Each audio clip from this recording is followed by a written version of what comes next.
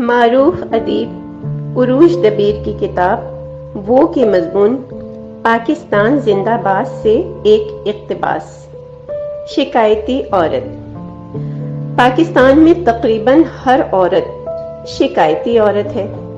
یہ عورت کسی لڑکی ادھیڑ عمر یا عمر رسیدہ عورت کے روپ میں ہر محلے، ہر گلی اور ہر خاندان میں موجود ہے۔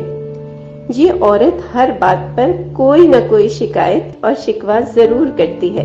ایک عمر رسیدہ عورت نے اپنے شوہر سے حق مہر وصول کرنے سے انکار کر دیا۔ وہ بیچارہ جب بھی حق مہر دینے کی کوشش کرتا، یہ شدید مزاحمت کرتی اور طعنے دیتی۔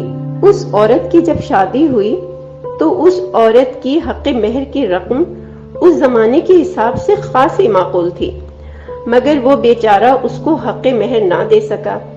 جب اس کے قابل ہوا تو اس عورت نے نئے نئے مسائل کھڑے کر دیے۔ کہتی تھی کہ میں اتنا کم حق مہر نہیں لوں گی، کیونکہ میری خدمات کا صلہ بہت عظیم تر ہونا چاہیے۔ شکایتی عورت سے اگر اس کا حال بھی پوچھا جائے تو اس کا جواب اس طرح کا ہوتا ہے: ارے بھائی کیا پوچھتے ہو، بلڈ پریشر، بھوک مر گئی ہے، بے بس ہو گئی ہوں، گھسیٹ رہی ہوں خود کو، پریشانیاں ہیں کہ پیچھا ہی نہیں چھوڑتی، لیکن اللہ کا شکر ہے۔ یعنی شکایت بھی کر دی اور اللہ کا شکر بھی ادا ہو گیا۔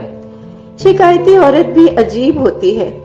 ہر وقت پیسہ نہ ہونے کا رونا اس کا پسندیدہ کام ہے۔